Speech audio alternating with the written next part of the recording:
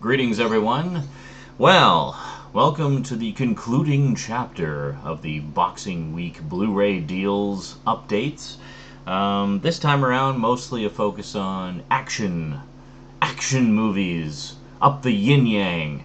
Well, not really. If the yin-yang consists of about 5 or 6 movies, then there you go. It's up the yin-yang. It's way up there, man. It's in deep. You're like feeling back teeth. Alrighty, action movies, Boxing Week, Blu-ray deals, today on the Multimedia Chronicles.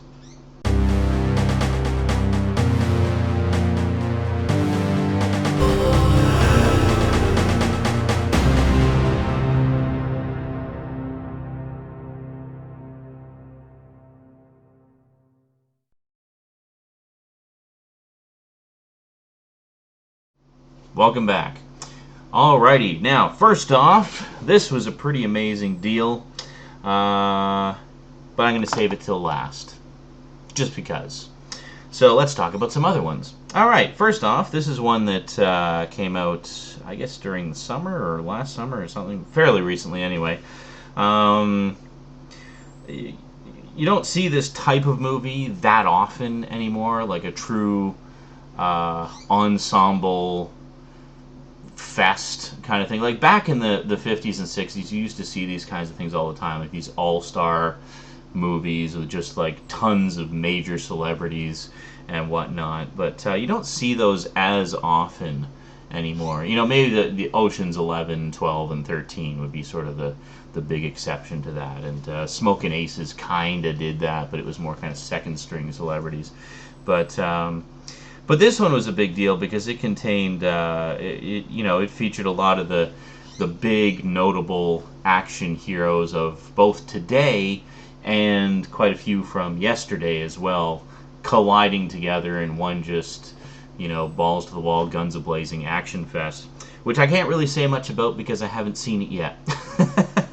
I am, of course, talking about The Expendables. That's right. I remember this had a really cool YouTube video campaign where they actually had like a video trailer for it that was set up to look like an interview with Sylvester Stallone, and you saw the related videos down the side. The whole thing looked like just a standard YouTube layout, and the resolution of it actually required that you scroll through the page to see the whole thing. So as Stallone's just blah blah blahing away in his interview, you see the related videos. All the people in the related videos start to move, and they all like pull out guns and slowly point them at Stallone, and then he just kind of looks over and he's like, "Excuse me for a minute," and then like whips out a gun and just like obliterates the entire related video segment, and it looks pretty damn close to convincing. I mean, it was like if you weren't paying attention, you would totally think like, just what the hell's going on. But I thought it was a really clever way to sort of do a little YouTube promo where they basically mimicked a typical YouTube video page and made it look like Stallone had just laid waste to the entire page and like killed everybody in the related videos, and it was pretty funny. So that to me alone made me want to see it, because I thought, oh, okay, it's one of those types of action movies, which is just stupid fun, lots of big explosions and action heroes from today and yesterday kind of doing their thing. And then I saw the cast list on it. I mean, this just has frickin' everybody in it. Sylvester Stallone, Jason Statham, Jet Li, Dolph Lundgren, Eric Roberts, Randy Couture, Steve Austin, David Zayas, and I don't know who any of these other people are. Oh, Charisma Carpenter from Buffy and Angel. Yeah, so pretty cool cast there. And of course, you can see I did get the snazzy slipcover. Kind of an interesting slipcover. You notice how much of it is cut out. It's like this whole massive rectangle in the middle, solid on the sides, but there's like this whole section here, so they just didn't have to bother reprinting the special features on the slipcover, I guess. I don't know. It's very strange. Then the typical cutout for the barcode there. Now, the interesting thing is, the day after I bought this, I was browsing around Best Buy and saw that the director's cut, the extended director's cut, was just released. So I was like, well, I guess I already bought this one, so I'm going to watch it, see if I like it, which I'm suspecting I probably will, because I do enjoy these types of movies. then eventually I'll pick up the director's cut, maybe when it goes on sale some Boxing Week. But anyway, pretty snazzy looking cover. Got everybody looking suitably badass there, and lots of special features. So this is just the regular special edition that came out when the movie was first released. I picked it up for $8. My discount actually brought it down a little bit to something. Where the hell is it here? Where is it? It's on here somewhere. Yeah, it was normally $7.99. My discount brought it down to $7.12, so just a hair over $7. And this is a very nice deluxe edition. In terms of special features here, we've got Disc 1, Ultimate Recon Mode, an interactive bonus view viewing experience. Audio commentary with Sylvester Stallone. Sylvester Stallone is actually a very smart, well-spoken guy. He's just got a bit of a speech impediment, which is why he talks the way he does. But he's actually a very smart guy. And if you heard maybe his commentary on the First Blood movie, like the first Rambo movie, he has some really funny stuff to say a lot of the time. So that's definitely a commentary I'll be listening to, because he's actually a really interesting guy. Inferno, the making of the Expendables documentary, and From the Ashes, post-production and release documentary. Comic-Con 2010 panel, deleted scene, gag reel, and marketing archive. I wonder if that would have the YouTube thing in that I just went off about. That'd be pretty cool if it did. Yeah, so anyway, so that's just Disc 1. And Disc 2, you got the DVD version, and Disc 3, the digital copy version. Okay, basically the only one that matters is Disc 1. So let's take a quick look at the inside here. Got a little insert just for the digital copy, giving instructions on how to use that. And then we have, so this is actually kind of nice. Each disc does have unique artwork. Got all the guys there. Got the pretty snazzy logo with the skull with all the guns. It kind of looks like wings, or almost like a skull and crossbones or Hell's Angels kind of thing going on, but with guns. And then another shot there of some of the guys. So that's pretty cool. So anyway, just sort of a guy's guy kind of action fest of very, very intentional cheese, I think. So this is one that I have a sneaking suspicion I'm going to have a lot of fun with. So looking forward to that. Then found this one for $5 at Walmart. I thought, I'd heard of it, but I didn't really know much about it. So I took a skim of the description on the back, and stars Gerard Butler, who is an actor, of course, that I really like. I thought he was great in 300. Really enjoyed him as the main character in Tales of the Black Freighter. And just all the other millions of things that he's been in that I forget. But, yeah, always entertaining. And I had heard kind of mixed reviews of this one. Didn't really hear a lot about it. It kind of seemed to come and go pretty quick and just kind of disappear off the radar. And then showed up in the bargain bin for $5 on Boxing Week. I'm, of course, talking about Gamer. Now, basically, the concept here is it's a near future kind of thing where, you know how you have games now where you have like sort of social networking sites like Second Life and PSN Home and stuff like that, where you can go and like hang out with people and you have avatars. Well, in this case, the avatars are actual people. So there's two games that are featured in this in terms of the big popular games of the future world that it's set in. You have one that's called, the hell was it? Society, I think it was called. I think it was called Society. Anyway, it was basically like a PSN Home type of thing. But the thing about it is you're not controlling avatars, you're controlling actual real people. Like actual physical real people work there, and they have like some kind of implants that allow the player to take full total control over that individual. So they stay within the bounds of the the game world, but using like a cybernetic link kind of thing, they control the people, and they can say and do whatever they want. So of course in Society they have people just fucking constantly and just basically demeaning themselves for the amusement of the players. So there's like this big chunky guy who likes to dip waffles in maple syrup and sit there half naked while he plays a sexy woman in Society. Yeah.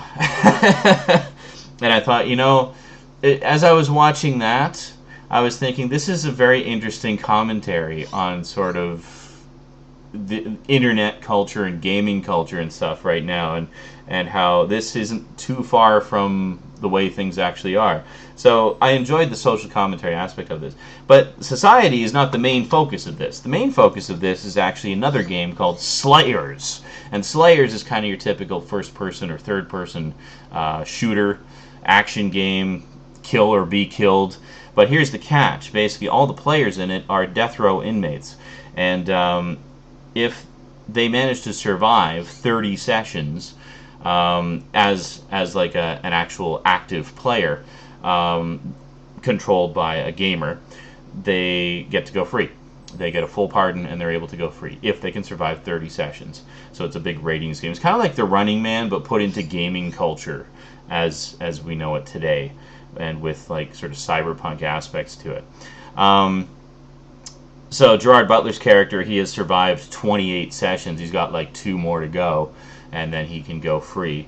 And there's another little sort of conspiracy plot in there going on behind the scenes, of course, as one would expect. And that's that.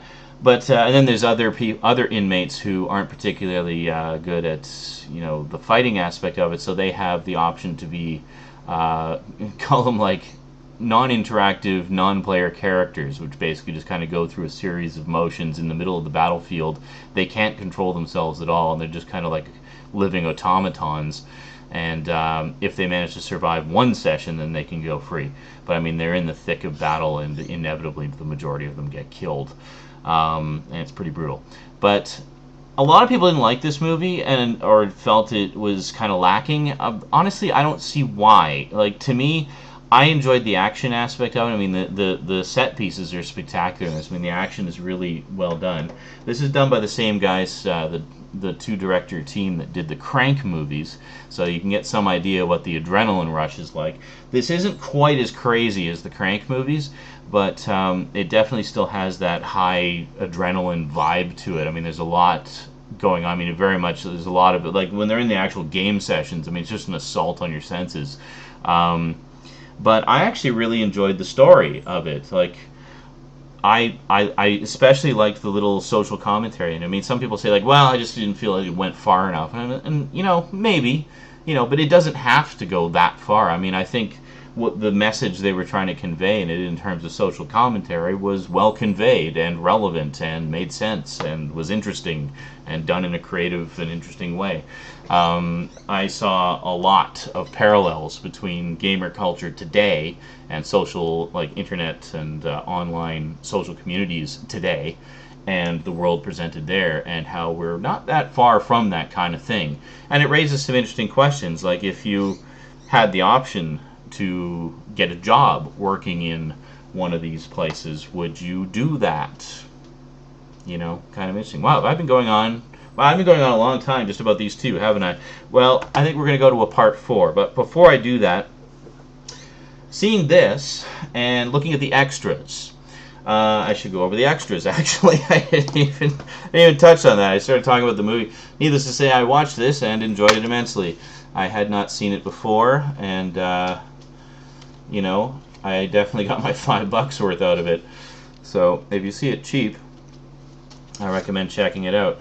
And then here we have disc 2 is the digital copy. So this is Gerard Butler's character, who's basically on death row trying to get out, trying to survive. This is his wife, who is hoping that he'll get out, but in the meantime she's working in society as an avatar, essentially.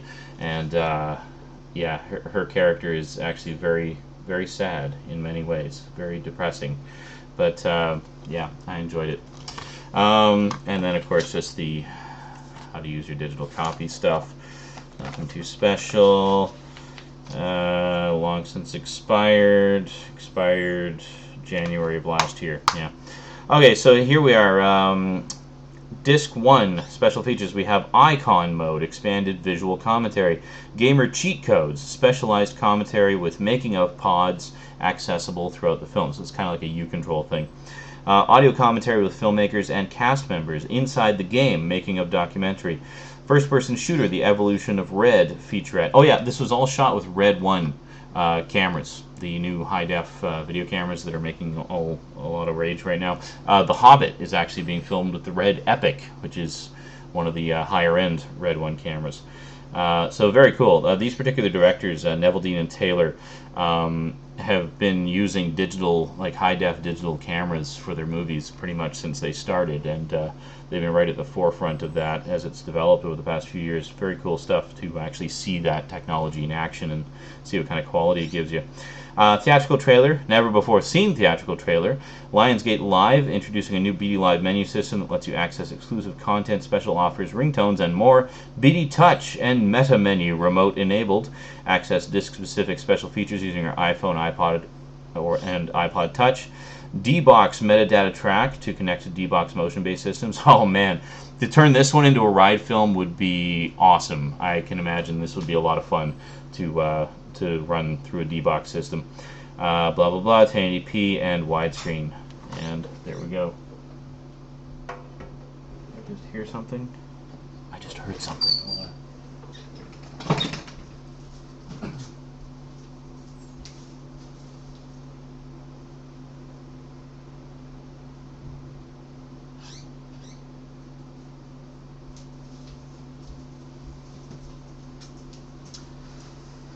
A little creepy. Sounded like somebody trying to get into my apartment. Anyway, gamer, lots of stuff. So as I was watching the extras on there, I was really taken just by the energy and enthusiasm of the directors, and they were just really interesting, engaging, energetic guys with kind of a quirky sense of humor, which I dug. And as they were talking, they got to talking about Crank, and I had never seen the Crank movies, and I had heard about them just kind of in passing, and I thought, like, it's maybe someday it sounds okay. But I don't know, just something. I don't think it was marketed particularly well originally, and the concept just wasn't really conveyed well, I guess, in the original campaign, at least not in a way that engaged my interest. So I really had no interest in seeing them. However, then I saw this on sale during Boxing Week for $7.99, and my discount brought it down to what, 7 something? Where is it? Brought it down to, I have no idea. Apparently I don't have the receipt in front of me. Yep, don't know where it went. The receipt disappeared. Anyway, $7.99, so it would have been like about $7.40 or $7.50 with my discount. So less than $4 a movie, so not too shabby. And the reason I included in this little update is A, it ties into this because it's the same directors, and B, it ties into this because it's part of the Blu-ray Legends 2-pack, which is a very loose tie-in with the Expendables. Now, of course, the movies themselves have nothing to do with the Expendables. It's just because the Expendables also has Jason Statham in them, so they're kind of putting this out as a cross-promotional thing. And for $8, I figured, hey, this is a good way for me to check out the Crank movies. So as they were talking about Crank a little bit in the extras for Gamer, and it really got me interested in seeing it. So I picked these up and I basically marathoned them. I thought they were absolutely hilarious. I mean, they're definitely, I think a lot of people went into these taking them a little too seriously, and don't like the fact that the second one in particular gets even more ludicrous and over the top and ridiculous. But to me, that just made them more fun. Like, I love the fact that they just get more and more ludicrous and ridiculous. I mean, they're ridiculous to begin with. They're absolutely ridiculous movies, but they're just so much freaking fun, and they're so hilariously funny. I mean, they're action comedies, but they're action comedies masquerading as serious action movies, but they really aren't serious at all. And if you take them seriously, then there's something seriously wrong with you. So, yeah, this is basically just meant to be a good old-fashioned, fun, balls-to-the-wall adrenaline rush, and in that, it delivers, while at the same time giving you lots of little nods to other action movies and action movie cliches, and quite a bit of random craziness thrown in on top of it. You know what I liken it to? Grindhouse movies. It's like a slightly bigger budget, modern Grindhouse movie, but it definitely has that Grindhouse feel, like just the ludicrous, convoluted plot, the ludicrous, convoluted characters, and everything is ludicrous and convoluted exactly the same way a Grindhouse movie is. But they do things in this that a typical old-school Grindhouse, low-budget film would not have been able to do. But it is definitely a Grindhouse style of movie. And if you sort of go in with that expectation and keep that in mind, I think you'll have a really good time with these. I really enjoyed both of them, and since buying it like less than a month ago, I've already watched both of them twice. That's how much I enjoyed them. I thought they were a lot of fun. So, this is the basically just the exact same discs that you get in the regular editions. You may notice that Crank 2 says disc 1. Oh no, I'm missing disc 2. Yeah, you know what disc 2 is? I checked. It's the digital copy. So really, you're not missing anything. So if you want to just get both movies and don't care too much about presentation, just want to have them cheap to watch and enjoy with all the extras intact, feel free to pick up the 2-pack because it's cheap. So Crank 1, you have Cranked Out mode. Experience exclusive behind-the-scenes footage, making of insights, interviews, running commentary, and more without ever leaving the film. Enjoy the film without the usual expletives, should you so wish. Yes, they have like a censored audio version, like I think they call it the family safe cut. So I'm like, what is that, 5 minutes? Because they, you know, there's F-bombs constantly throughout this whole thing. I mean, it's just crazy, but just kind of a funny little thing. Shooting Crank, the stunts of Crank, pushing Crank, and that's it. So got a good selection of special features there. And then the sequel, you got audio commentary with writers and directors Neville Dean and Taylor. Cranked Out bonus view mode with the cast and crew, making a featurette, Crank 2 Take 2 featurette, Rap Party gag reel, theatrical trailer, bookmarks, and Blue Line time slider, Molog, the first BD Live application that allows users to insert and animate shapes, text, audio, and other graphics right into the film to create blogs to share with other Molog users. It sounds really complicated. I have no idea what the purpose of that is, but there you go. It's a special feature. Lionsgate Live, BD Live menu system that lets you access exclusive content, special offers, ringtones, and more. And that is it. And they're listing 1080p and stuff and it's in widescreen. Oh my god, yeah. So there we go. Nice little trio of action fests. And that leaves 3 Blu-rays to cover in the last update. Have I saved the best for last? Or does it get even worse? Well, you'll just have to tune in next time for part 4, the epic conclusion, next time. Until then, check these ones out. I think you'll have a good time. Just, you know, leave your brain at the door and just be prepared to have a good time. Well, actually, this one you can think a little bit, but these two definitely leave your brain at the door. This one, I don't know, I'll let you know after I see it. Or not. Anyway, that is it from me to you for now. I spent 22 minutes talking about 4 movies. I think that's good for today. Alrighty, thanks for watching, and until next time, sayonara.